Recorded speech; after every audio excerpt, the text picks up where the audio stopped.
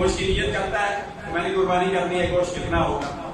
خون میں نے بانا ہے، چلو جی نمود و نمائش کے لیے اس قربانی کا کوئی فائدہ نہیں، خون بھی بہایا گوشت بھی، یہ نیت بھی نہ کرے، نیت یہ کرے کہ میں نے یہ قربانی اس لیے کرنی ہے کہ میرے آقا صلی اللہ علیہ وسلم کی سنت ہے،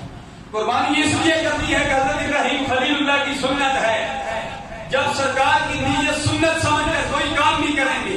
سفر بھی اس لیے کرو گے یہ سرکار کی سنت ہے، پھر بھی اجر و ثواب ہے، کھانا بھی اس لیے کہو گے یہ سرکار کی سنت ہے، پھر بھی تمہیں ثواب ملے گا، قربانی بھی اس لیے کرو گے اللہ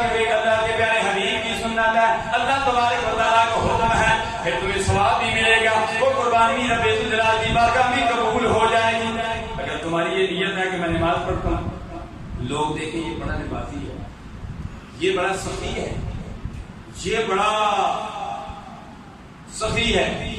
یہ بڑا جہاد کرتا ہے۔ امام الانبیاء نے تحیت و صلاۃ میں تو تین شخصوں کے بارے میں فرمایا قیامت کے دن اس عالم کو بھی کہا جائے گا تو بھی جہنم میں چلا جا، سخی کو بھی کہا جائے گا تو بھی جہنم میں چلا جائے